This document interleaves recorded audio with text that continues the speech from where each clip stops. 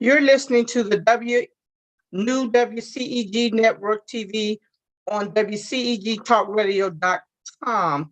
Click your live stream TV or watch us live on your smart television, YouTube, Twitter, Facebook, and LinkedIn. I am your host, Damita Chatman, for the next hour. Some call me the watchdog, some call me the godmother of South Fulton, but my name is Damita Chatman, where we speak life into the community empowered groups.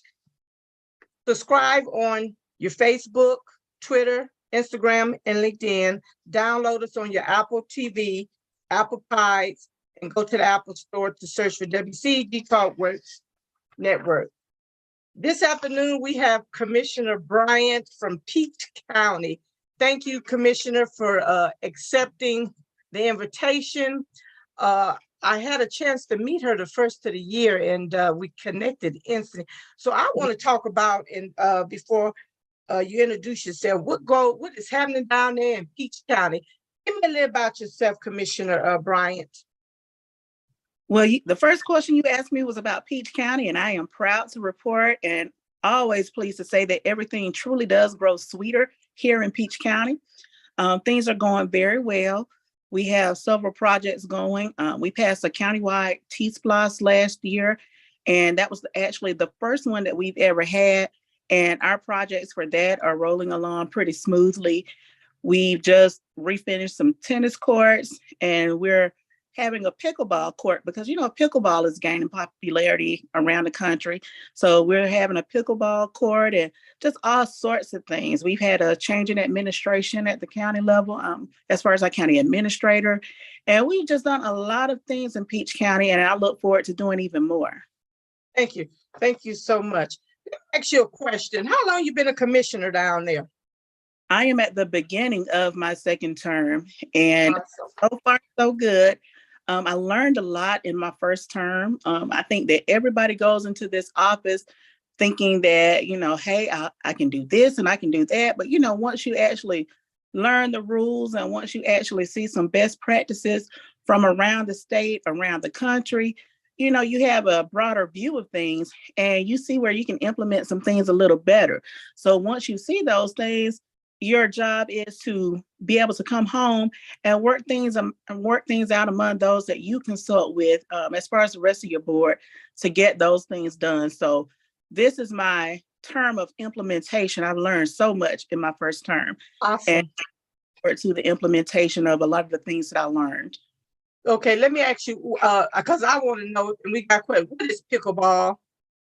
Oh, pickleball, it's kind of like a marriage between tennis, handball, ping pong. It's gaining a lot of popularity. I'd seen people talk about it, but I didn't have a really big interest until I heard people in the community talk about it. And then, our Parks and Rec director was talking about getting a pickleball court. So I actually went on YouTube and I watched a few pickleball matches, and it seems pretty good.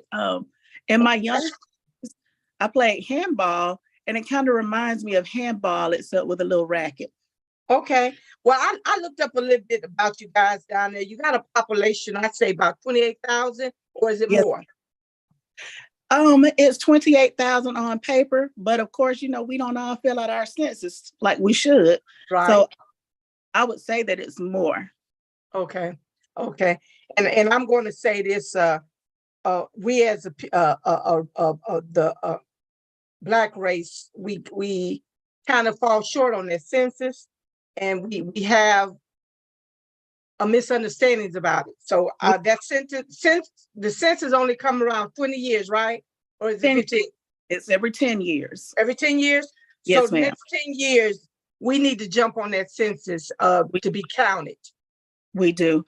One of my fellow commissioners, Commissioner Betty Hill, she did a wonderful job of trying to get that message out to our community. We all worked really hard on it, but she always comes to mind because she also has a farm, and she was out there counting her cows for her personal census in a little cute video to encourage others to count themselves in the U.S. Census. Wow. So let me ask you, I saw a neighbor up here, and he always talk about going down to Peach County. Y'all big on peaches down there, right? Yes, ma'am. I tell everybody, Peaches are so important down here in Peach County. Even my mama's name is Peaches. Wow. Peaches Yeah, and pecans, right? peaches and pecans. I have 2 pecan trees in my yard. Wow. Wow. Awesome. Let me ask you, as a commissioner, what do you do as a commissioner? Give me some insight on being a commissioner. Well, one of the things we do is we set policies for our employees at the county level. We also hire our county administrator who actually runs the business of the county. We account for the tax dollars that we receive. We set the tax rate, the millage rate rather. We also have, we also allocate those dollars, the tax dollars that come in, we allocate those dollars. It's a lot of other things that we do that aren't necessarily legislated. You know, we do things like be visible in the community to make sure that we are, you know, in tune with the pulse of our community so that we can better serve.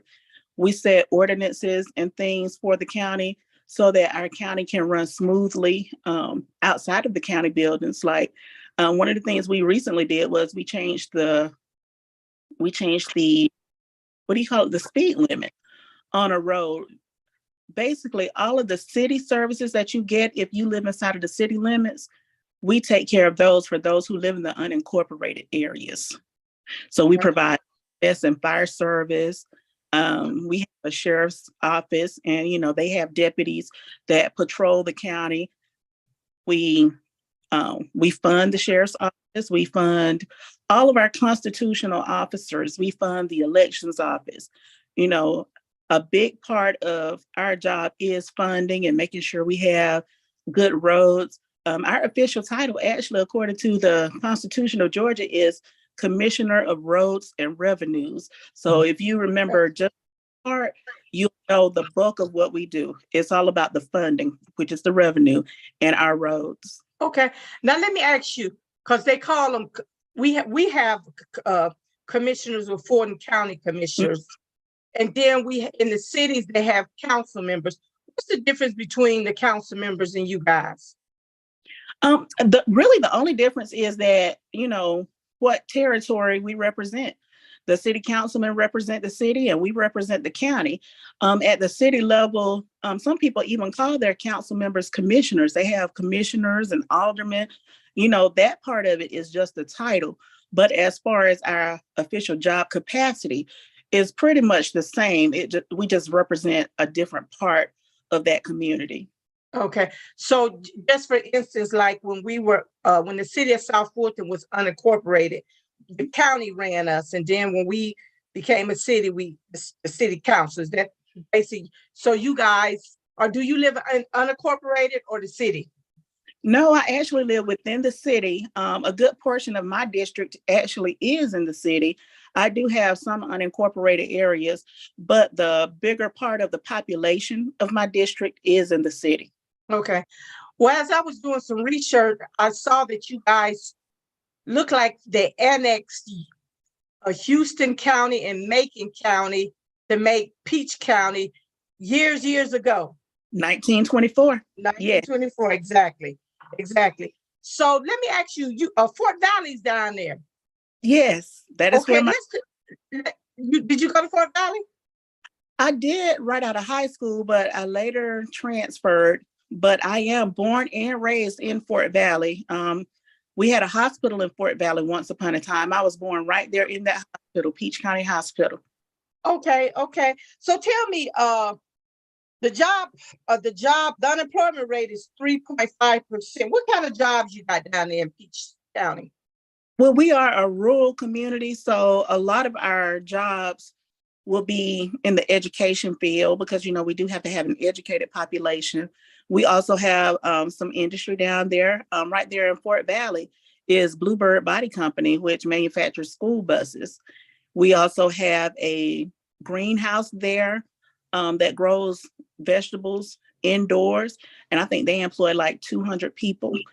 But the majority of it, I would say, is agricultural and agribusiness.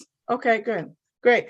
So you say the rural area, and let's talk about that rural area. And I know this is nonpartisan, but I'm going to ask you. I'm not During none. No. Okay. During that election, you know, we need to touch that rural area. There's a lot of votes in the rural areas. Is that correct? It really is. I was happy to assist our Senator Raphael Warnock when he reached out to me about securing rural votes in my area. I was happy to work those votes. When I was reached out to by Congressman Bishop's campaign, I was happy to help him as well. I even rode around with the car magnets on my car for him. So the votes are there, but what we need to do in order to get those votes is make sure that our conversation includes that area and that we thoroughly explain and educate people on why they need to vote. And I mean, voting is just like anything else. Nobody wants to get on board with anything unless they're getting something from it. So, you know, people's real question is, what's in it for me? So we need to make sure that we adequately convey that message to them and let them know what's truly in it for them, and even use examples of what they've missed out on in the past by not voting, because we certainly have missed out on a whole lot in the past by not voting. Absolutely. Well, you know what? I kind of, we touched bases. We was at the state committee election, and that's where I met you at. Right. And we had several conversations, and I connected to you because you were so real. And in this time, you don't find too many real elected officials. I call them they want to be celebrity top politicians. Let me ask you, serving the people, what do it mean by you serving the people? The thing for me, service is not about what people see. Service is about what you do. And you do those things whether you're being seen or not.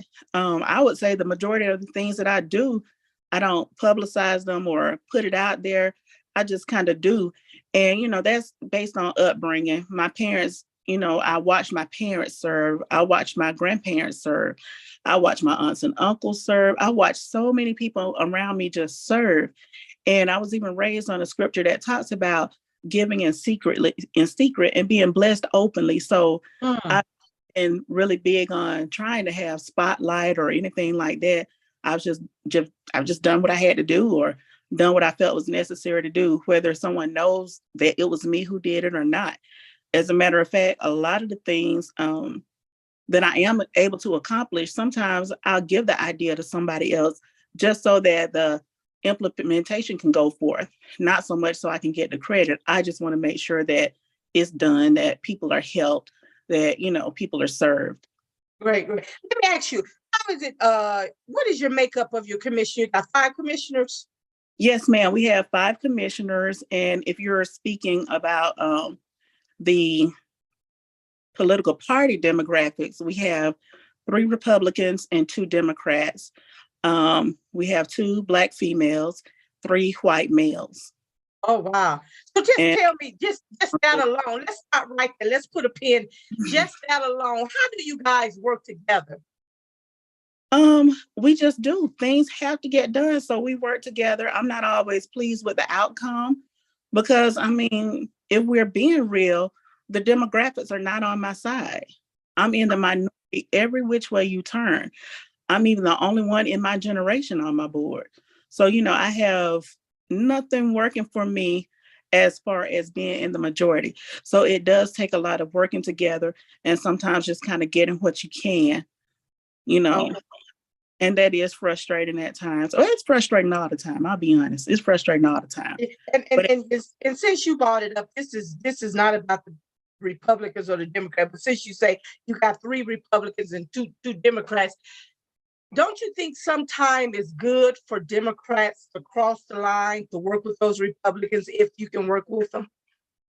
If I can be even more frank, when I see reaching across the aisles, I tend to see it more in the form of Democrats reaching across the aisles to work with Republicans. I see the staunch stubbornness and the refusal to cross the aisles coming from Republicans, if I'm honest. Okay, I want you to be honest. We all have the same C-SPAN. We all see the same news. We see that, that other party will literally shut our government down before they'll reach across the aisles and work with people. I've never seen the government shut down because Democrats won't reach across the aisle. One of my biggest issues when President Obama was president was that I felt he just gave too many concessions, especially in those first 2 years when he had a Democratic Congress and a Democratic Senate that would back him up. I felt like that was the time for him to really just do what needed to be done to help people. But I felt like he tried too hard to work with the other side. So while I do agree with reaching across the aisles, I only see the same arms reaching every time. I would like to see more reaching from the other side. You know what? You show honest, Commissioner, because everybody when they said that, you're absolutely right. I have to agree with you on that. And you and Joe Flint, the other host. Oh boy, Joe Flint will be all over you right now because this is his kind of conversation. Let me ask you, what do you think that we need to do to bring, I'm just going to say our people together as a race? Well, first of all, people need to have knowledge of self before they do anything. You have some of us who don't even know who we are at ourselves through the gaze of other people versus seeing who we are. Look at things historically. Talk to your elders. Read a book. Find out who you are. Search within yourself. Know that everything that anybody else can do, you can do, and oftentimes better. Know who you are. Get that knowledge of self. Once we have that knowledge of self, we can all come together on the same page about some things. It's human nature not to agree on everything. So I don't expect Black people to ever be a monolith. As a matter of fact, I don't even want us to be a monolith, right? Because we can't be a monolith and grow. But there are certain situations where things like groupthink are required just so that we can progress. Okay. Let me ask you, how do you feel about right now, you down there with Fort Valley is a Black school. How do you feel about where one of the governors is trying to take sororities, the Divine Nine, out of the school, and you living down there in Fort Valley? How do you feel about that? Well, this is even more personal. Not only do I live in Fort Valley, I'm a very proud member of Delta Sigma Theta Sorority Incorporated. All right. I actually take it as a personal affront. And I am hoping, I'm not in the spaces to make decisions regarding that whole issue.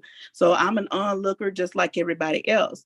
I may lend my voice to some things online or something like that, but I don't have a direct line of communication to Governor DeSantis or any of his people. However, I hope that they understand what they're really doing. They are trying to undo a legacy. Every people have a legacy, and it's okay for us to have that legacy. I grew up with people talking about the idea of America being a melting pot.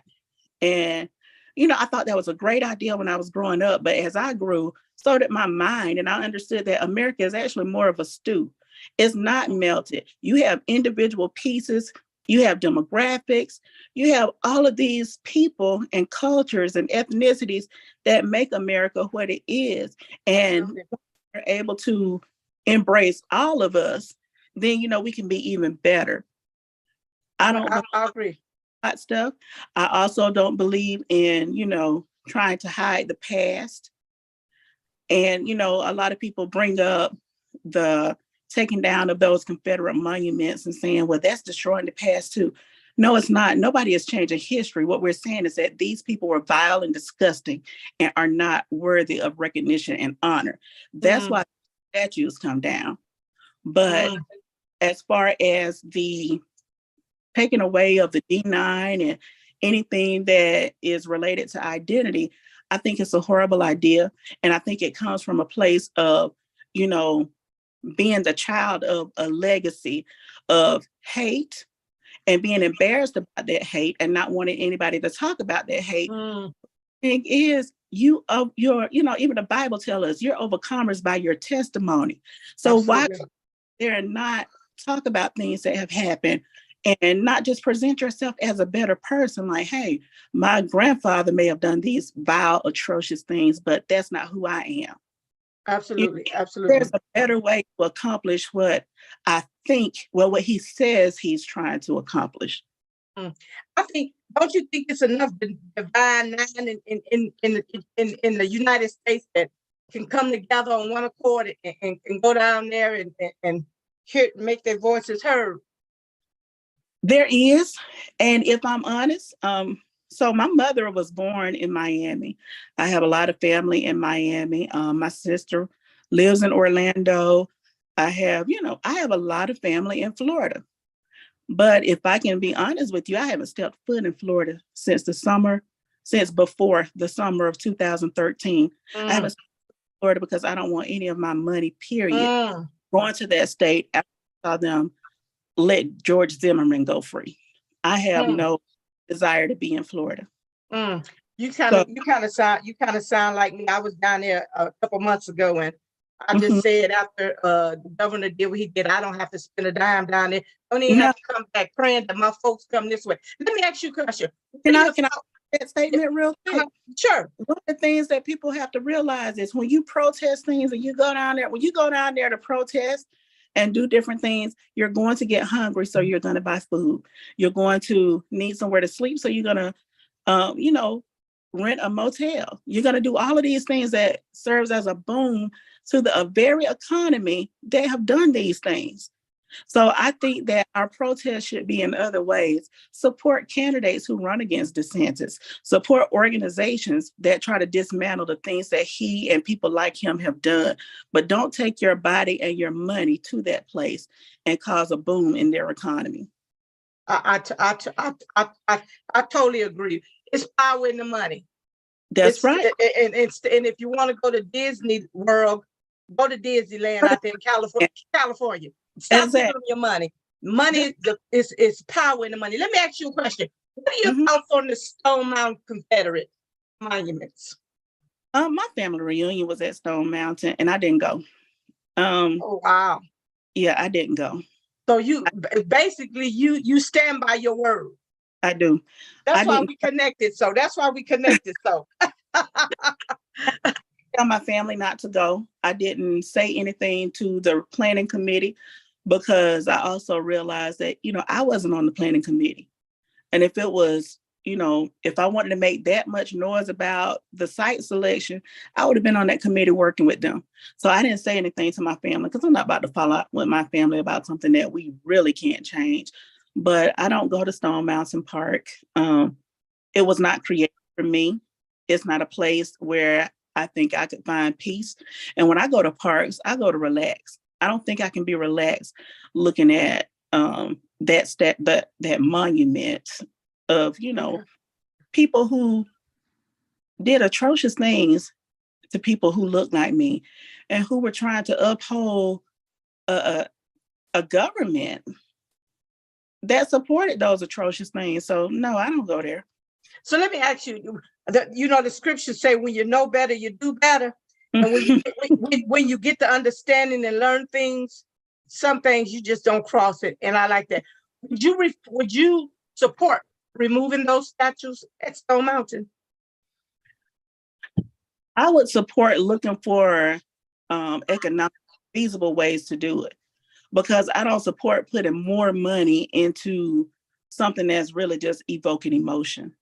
I think that we're in control of our emotions than to use millions of dollars just to take down those monuments when we can simply not go to that park and use those monies to help the people who are the descendants of those who, were the victims of those violent acts. So, well, let me just go put this bug in your ear. The street committee know it all. If we don't know it, we research it till we get it. And Governor Kemp just appointed AKA a dear friend of mine to the board to Stone Mountain. Did you know about that? I didn't. Okay, yeah, she's an AKA. We'll talk offline, but he appointed her to that board down there. So we're gonna see how this work out. Everything is political. Let me ask you a question. You talked about the statue. Do you think that they should put a John Lewis statue up? Do you think they should put a statue up of they got John Lewis downtown, and do they got any statues of any Black folks down there in Fort Valley with you guys? I can't think of one, but I also can't think of a white one Okay, well that's a good thing. or anybody else. I haven't seen that. Now on campus, they have like little busts and things like that. But as far as in our public squares and things like that, no, we don't have any. Okay. Let me ask you, do y'all try to keep the young adults when they graduate from Fort Valley down there in your area? We would love to. That's actually a concern of most rural areas because, once people get a certain level of education, it's hard to keep them in areas that don't have more opportunities. My own children don't want to be here. So, they come home and this is their home of residence and things like that. But one is serving in the military, and the other lives up there by you. But, they do come home, but they don't want to make this their permanent residence. Do you agree when you in that rural area? I have kin folks down in the rural area on them dirt roads. It's a little different, but you got to love that environment. That's right. You got to love that environment. Let me ask you a question. What are your three goals? Your three top goals as commissioner in this term that you want to get done down there in Peach County? I definitely want to improve our parks and recreation. That's really important to me because we all work very hard. Even if you're looking at, just a typical work week, which is 40 hours, that's 40 waking hours. That's a lot of time that you're spending working. And I think that people deserve recreation. Recreation, that's one of those things that's factored into what makes a good quality of life for people. And if you look at things through the eyes of economic development, quality of life, recreation, and things like that, that's really high on the list for one of the things that business and industry looks at before they come to a community. So I really think that we need to improve in that area. Another area of improvement that I want is I want to get people more engaged in what's going on and actually paying attention to what's going on. It's like people get in an uproar once something they don't like happens. But the truth be told, by the time something you don't like happens, there have been a lot of inroads made towards making that thing that you don't like happen. So pay attention to those little things. I want us, that's my second thing. The third thing, I want, this probably doesn't, the general public probably wouldn't see this as something that affects them, but I really want to see the morale improve amongst our employees, because if we have employees who are happier, then, they deliver a better quality of service. Absolutely. Their jobs, and you can ask any of the employees. I'm not one of those that micromanage. I let them do their jobs. If I hear something, I address it. If I don't hear it, I don't go looking for it. I want you to stop right there. I want you to put a pin in that because I wasn't looking for that, but that's confirmation. Could you say that one more, as those folks again? Would you say one more again? I want to increase the morale of our employees. I want them to be comfortable and happy, and I want them to have the freedom to do their jobs unencumbered. I'm not a micromanager. And, if I hear something, I address it. If I don't hear something, I don't go looking for it. Because if we hire you to do a job, then we should be able to trust that you'll do that job. Let me stop you right there. The county does the hiring. Do you have a county manager to run your county? We have a county administrator form of government. Okay, so he or she runs the county. Yes, she actually just got a new one. She was our assistant county administrator, and now she's our county administrator. Okay, got you. Do you believe, you said it, you guys set policies and procedures? Yes. Correct? That's all you guys do, set policies and procedures, and your manager oversee, your county manager oversee the day-to-day operations. Is that Yes, correct? that is how it is supposed to be, and that is how I operate. So I will only speak for Okay. my, but yes, Speak for you. But that's how it's supposed to go. okay. Do Peachtree have a charter down there? Well, the charters are actually what the city runs on. Counties run on articles of enablement, which is just the county version of a city charter. And what an article of enablement is just the enabling legislation that established your county. Okay. Let me ask you about your hospitals down there, because they moved the hospitals. They closed the hospitals down in our neck of the woods. I'm gonna say in the Black communities. And I saw something this week in at a hospital where folks was coming from Union City, South Fulton, East Point College, and they were way out in this neck of the woods to go to the hospital. I think that's unacceptable. Do you believe that we should hold the folks under the Gold Dome accountable for that?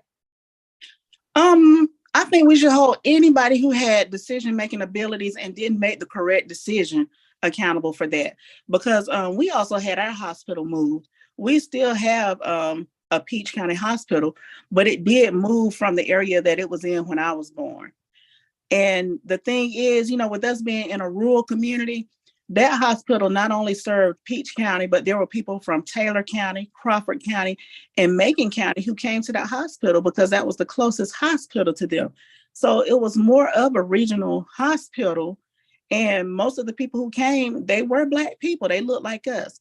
So what they did was they changed their area, and they said that the hospital was too old for them to, renovate and keep in the same area.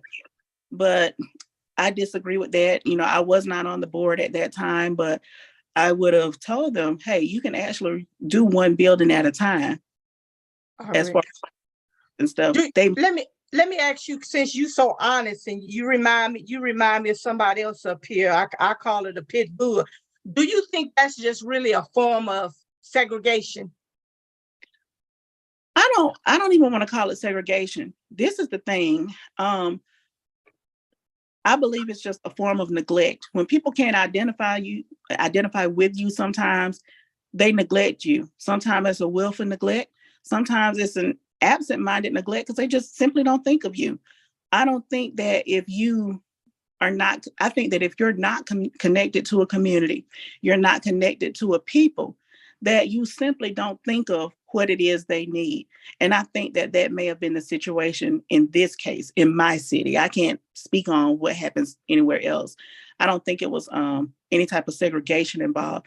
It was just plain on neglect. And the weird thing to me is they built the hospital, they moved the hospital, and where they built it was down the street from another hospital. If you look at things geographically, true, that is in Houston County, but they're less than 10 minutes away.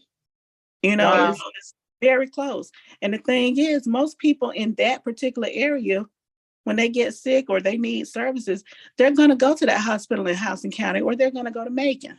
So what you did was just make the people who would use the one in Fort Valley drive even farther. Yeah. And I noticed that this weekend when I was in a location, and I was kind of blown away.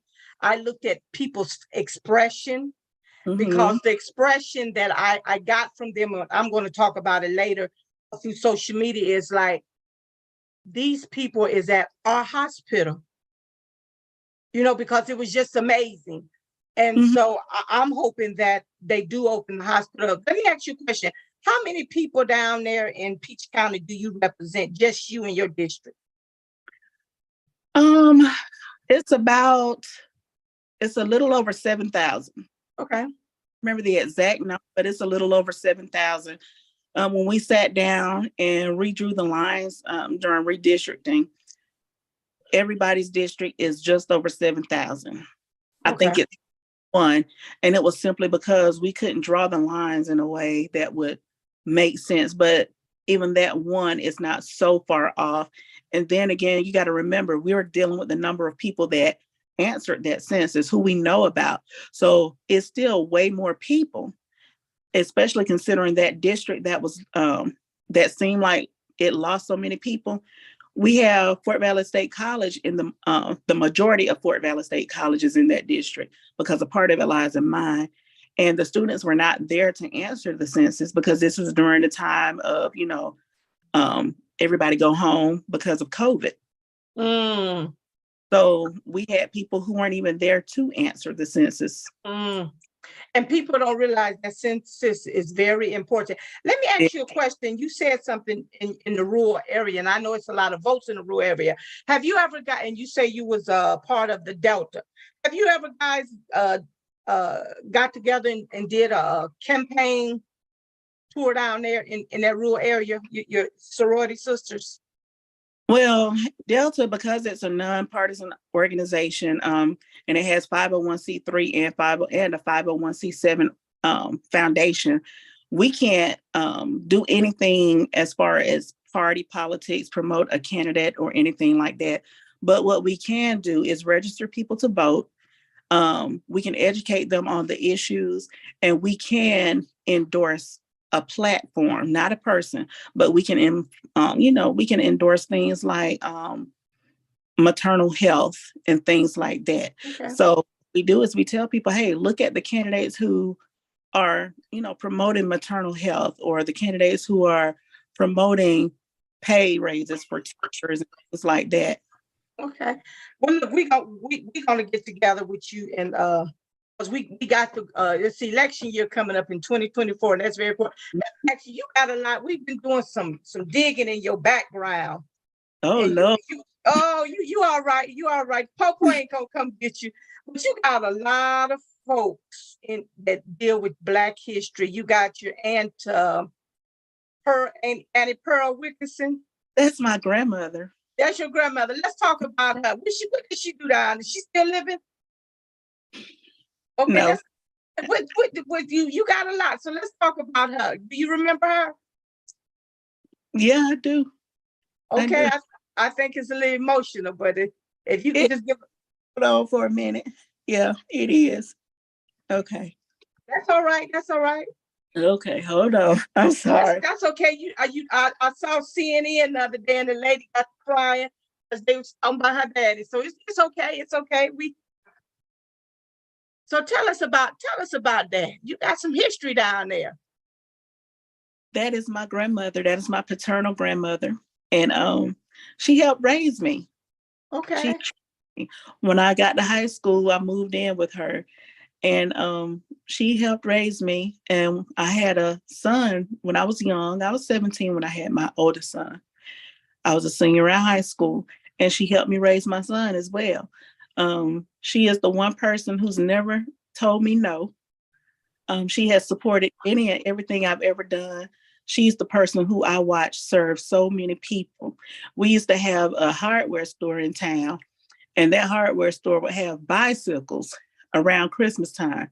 And I cannot tell you how many people knocked on my grandmama's door and said, Miss Wilkerson, can you please help me get these bicycles off layaway for my children's Christmas? I'll pay you back.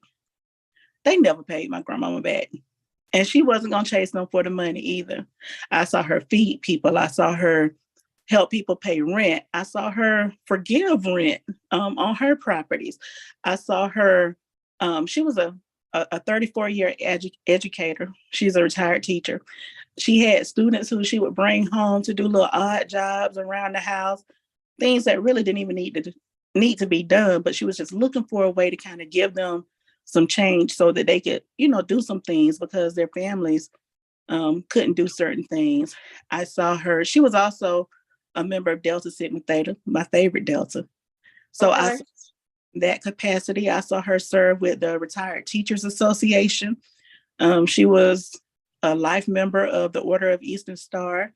I saw her serve our family tremendously. When she retired as an educator, people said, oh, you'll be back because you'll do supply work. That's what they called substitute teachers back then. And she was like, no, I won't either. She said, I'm going to do nothing but travel and spend time with my grandchildren. She retired in 1992. And I'm here to tell you that she kept true to that word, because all she did was travel and spend time with us and her family. And we used to tease her. I'll tease her sometimes and be like, Mama, we called her Mama Pearl. Like, Mama Pearl, where you going now? Or where you been? Because, if she don't answer the phone for like a day and a half, I know she's gone somewhere, because she will return your calls. And she was just always gone, whether it was with, she was a member of Trinity Baptist Church, and she was a part of the Baptist associations, the Ushers Union, the Dorcas Club. She was just in any capacity she could serve, she served.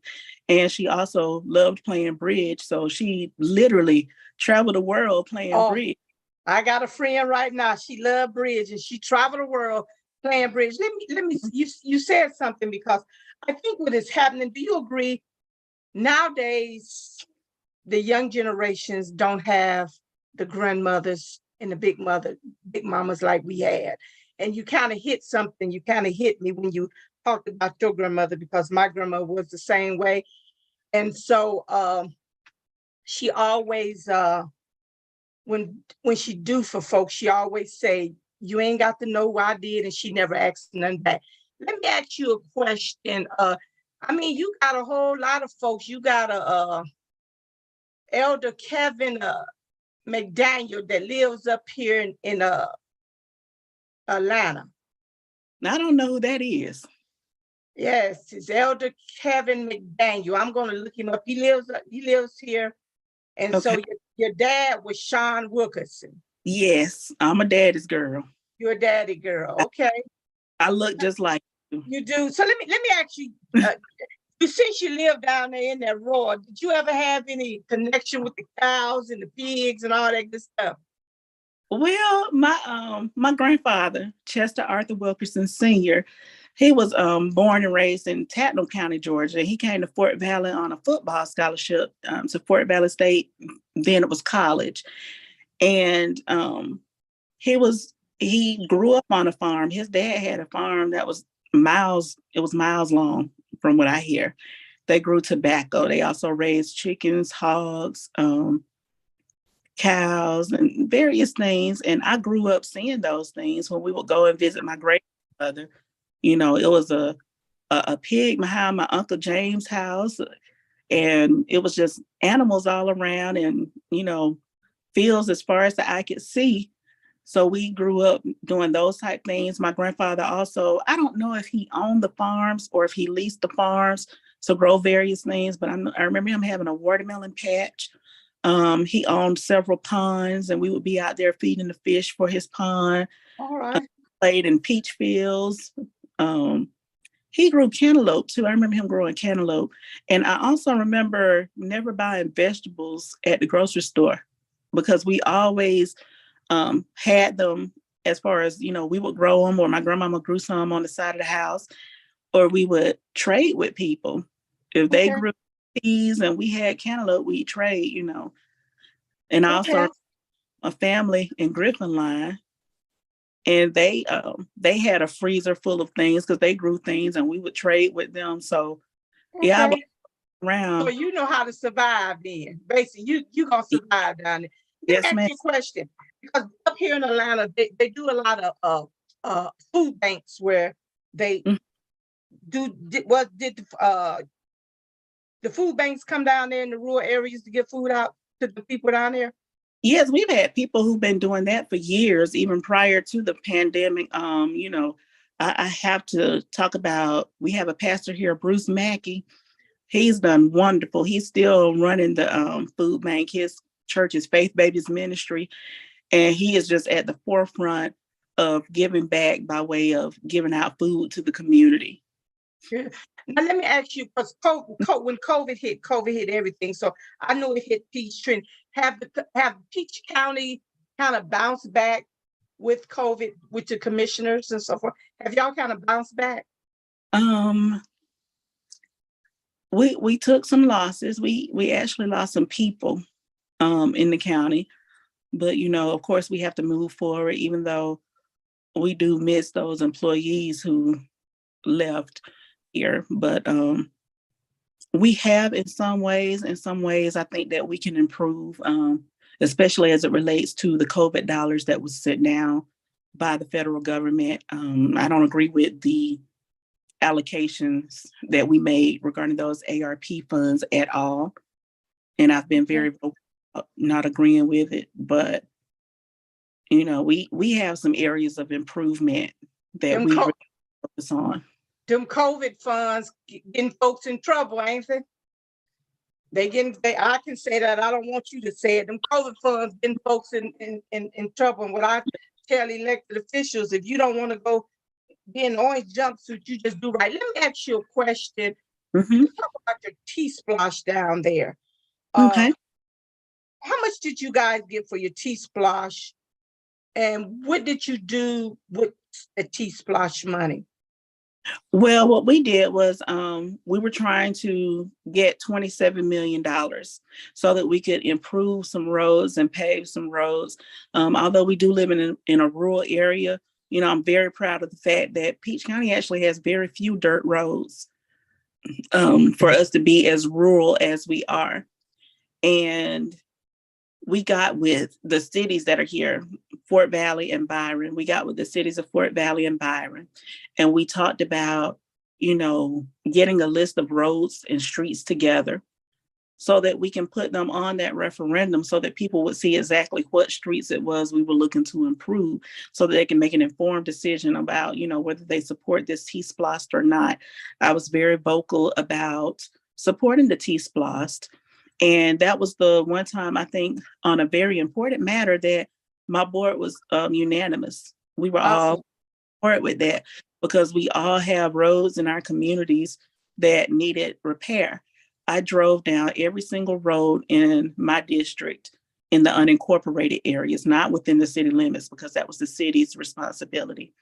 And I laid my own eyes on these roads to see the status of them. I talked to people because they were wondering, like, well, what are you doing out here? Because, some of those places, it was pretty much one or two houses or whatever. And I would tell them who I was and what I was doing. And this one guy said, I have never seen my county commissioner on my road. He was amazed. And I said, well, the rest of my board is doing the same thing. We agreed that we would go and look at all of our roads and make these decisions ourselves and, talk to you guys. And we did. And I was able to put the roads from my district on. And I'm also pleased to announce that every single road that I put on from my district was approved to make it to the referendum.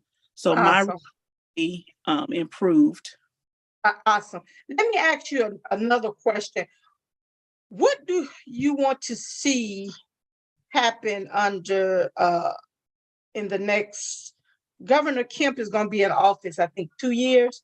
What do you want to see happen in the next 2 years under his administration to help just the state of Georgia, period? Take the politics out, but just to help. Well, he's actually going to be there until 2026. Okay. He has 4 years. Basically, what I want to see Georgia do, because I think, we keep consistently getting rated as the best place to do business. And that is absolutely wonderful. But we should not be the best place to do business at the expense of those employees who work at those businesses. So I would like to see Georgia become a more employee-friendly state. I would like to see us do more services as it relates to the least of us. And I just don't see that. We have people calling all the time saying, hey, the defects isn't open. I can't get in the Department of Labor, and things like that. And, if we're going to run those offices, let's run them well. And let's run them with the intents and purposes that they were founded to run. I want to see us serve the people better. And that's not taken away from the business or anything like that. I think that we should still seek for corporations to come because people need jobs and we need to lower our tax liabilities. I get it and I support it, but let's not do it at the expense of people. I know that there is a way for us to find that happy medium where we're able to court business as well as make sure that those businesses provide for employees. I agree. Let me ask you a question. And this, you can answer this. It just come to mind. How do you feel about I don't want to get you in trouble. I'm gonna leave that alone. I'm gonna leave that alone. What do you think about getting our how can we get some more minorities in the court system? They're going to have to be appointed, but this is the thing too. And hold on, I got to drink a little bit before this one. Uh-oh. This is the thing too. Representation is just not an outward representation. It's also an inward representation. Where is your heart? Where does your heart lie? You know, we can get Black people appointed to all sorts of things, including the Supreme Court. Hello, Clarence Thomas. But is that really helping Black people? My is we've got to have people who are appointed to these judgeships and various things who actually have a heart for the people. And I'm not saying they have to have a heart just for Black people. That's not what I'm saying at all. What I'm saying is, what's the point of being at the table, you know, if you're not going to represent for real? Are you just a visual representation, or can we rely on your heart and your intellect to actually serve the people? Absolutely. Do you believe do you believe people should be appointed to the judgeship that has never been a lawyer or anything? I absolutely don't. And one of the things I would love to see them get rid of is this archaic law that we have in Georgia, where if you have a smaller population, you can have judges who don't even have a law degree. We have judges who don't even have law degrees. I don't agree with that. In what year was that? In 2020, we had a Black woman who was running for probate judge, who is an attorney. And then we had a white woman who was running for that same seat, who was a secretary at the office or something like that. And she that won, didn't she? She won. Yeah, I followed that. Someone who was not an attorney to be a judge. And I know the judge, and I don't have anything against her as a person. She's been nothing but kind to me, as I have to her. So this is not an indictment on her as a person, but more so the mindset of people and the fact that we even have this archaic law. Let me ask you, this is a Facebook question. How did the recent storm affect your district, or was there any damage sustained in your district? The storm that we're kind of going through right now? Well, I haven't received any reports that anything has happened, and, you know, knock on wood, nothing will happen. But we actually have a very capable EMS. We have a new EMS director, and I have full confidence in his abilities that should something happen, that, you know, they'll be right on top of it and take care of anything that's going on and make sure that the right resources are directed to the people. We coming down to 5 minutes. I told you we was gonna have fun. Let me ask you, do you guys have a weather siren down there in that rural area? We actually have several, and at our last meeting, we were talking about getting more. You know, you done made me mad. You done made me mad, because I'm gonna tell you, the city of South Fulton do not have emergency sirens in our city. And I've been talking about that even when we were under the county of the commissioner. And I think that's unacceptable. I just had to ask you, did you have them? Because when I went down to Talladega, they got them. And so city that I have 7, if I'm not mistaken. Wow. I know some of my city of South Fulton folks listen to this. Do you hear what she just said? They got 7 sirens down in the rural area of Peach County, and they got a population of 28,000. Just the city of South Fulton alone have over 100,000. Unacceptable. Get us some sirens. Let me ask you a question. They're inexpensive too. They're inexpensive too. Say that again, Commissioner. They are inexpensive. I'm gonna get on them today or tomorrow, okay? Do that. Don't you worry. Thank you. Let me ask you, do you think what you think about the runoff elections? Should we get rid of those runoff elections? This is my thing. I think that elections are very costly. So we need to have as few elections as possible. But I'm also cognizant of the history of the runoff. The history of the runoff is it's a very racist history. It was basically done because they knew that we wouldn't get back out there and vote again. So that's why they have them. Yeah, they did it to keep power, but they're losing power with the runoff. They're looking at doing something else. Now, if it was a genuine question of just money and keeping costs down, I would be for it. But I'm not in agreement with the reason that they're trying to do it, because I see what they're trying to do. Okay. Up where I live, where I'm from, they don't have runoffs. You get 50 votes, the next person get 51, they win. We're coming down to the end of this show. First of all, I want to thank you for coming today. Thank you for having me.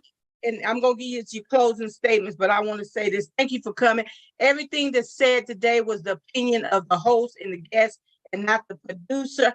I want you guys to hear that again. Everything that was said today was the opinion of myself and the guest. In your closing remarks, you can give your closing remarks. I want to thank you for coming. I want to stay in contact with you, get with you on some things. Thank you for giving me some information. You just gave me just another boost to come back and go at them again. So in your closing remarks, what you want to say? I wasn't even aware that I'd get closing remarks. I really wasn't aware of your questions. You just said we talk about community improvement. But I would like to say this. I did say something about wanting to see my constituents more engaged and the people in my community more engaged. And I would just admonish everybody to do that. Pay attention. If you can't make it to the meeting, most of these meetings are live streamed. Pay attention, listen to those meetings. Follow up on the people that you elect. When you elect somebody, don't just elect them and say, oh, that's my girl, that's my boy. No, hold us accountable, me included. Keep us honest, hold us accountable. Make sure that your vote not only counts, but that it returns what you sent it out to bring back. So just be more engaged, stay vigilant with your engagement, and make sure that you're doing your part to make your communities better. Great. Again, thank you so much. I know some of your sorority sisters that I'm good friends with. They'll be tuned. They already probably tuned in. We have a conversation. Again, I want to thank you. Keep doing what you're doing down there in Peach County. If you ever need me, you give us a call. You got a whole lot of folks watching. You got your cousin Zachary, a whole lot of folks watching. Okay. Some don't even they don't know you, and you probably don't know them. But thank you. It's about bringing the community together, doing what's right by the people. Keep on being a good servant and a leader for the people. Again, I want to thank you. I am your host, Damita Chatman. I'm your watchdog. I am Godmother. Thank you so much for being on the show. Thank you for having me. Thank you.